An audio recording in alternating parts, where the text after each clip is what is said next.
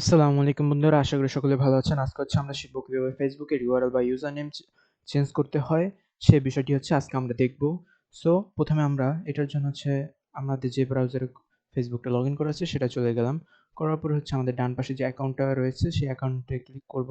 তারপর setting and privacy অপশনটায় click করব। করার পরে এখানে সেটিং অপশন শো করবে, সেটিং অপশনে ক্লিক করব। সেটিং অপশনে ক্লিক করার পরে এখানে কিন্তু দেখা যাচ্ছে বাম পাশে অ্যাকাউন্ট সেন্টার। সো এখানে নিচে যে অপশনটা আছে সি মোর অ্যাকাউন্ট সেন্টার, আমরা এটার উপরে ক্লিক করব। এটার উপরে ক্লিক করার পরে এখানে কিন্তু আমার প্রোফাইল শো করছে। আমি প্রোফাইলের উপরে ক্লিক করব। করার পরে এখানে যে অপশনগুলো দেখা যাচ্ছে name, user name, profile picture and after. So আমরা ইউজার নেম চেঞ্জ করব। আমরা ইউজার নেমের উপরে ক্লিক করলাম। করার পরে আমি যে ইউজার নেমটা এখানে সেট করে রেখেছি সেটা দেখাচ্ছে। এখানে ইউজার নেম ব্যবহার করার ক্ষেত্রে বা সেট করার ক্ষেত্রে যে বিষয়টা আমাদের খেয়াল রাখতে হবে, আমরা যে ইউজার নেমটা ব্যবহার করব সেটা অবশ্যই ইউনিক হতে হবে। ইউনিক করার জন্য আমরা যে আমাদের নাম আছে, আমাদের নামের সাথে কিন্তু অফিসিয়াল ইনফো, টেক ইত্যাদি ব্যবহার করতে পারি।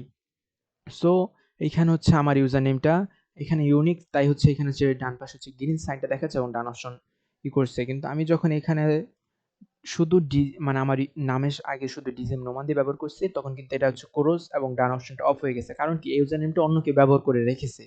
সো এই জন্য কিন্তু আমার এখানে ইউজার নেমটা ব্যবহার করতে পারবো না আমি। সো যখন আমি ব্যবহার করতে পারবো না, আমি এখানে অন্য কিছু অ্যাড করব। অ্যাড করার পরে দেখা যাবে যে এখানে গ্রিন সাইনটা অন হয়ে গেছে এবং ডান অপশন শো করছে।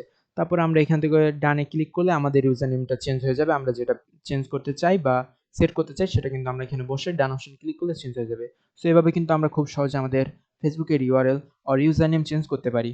So thank you for watching.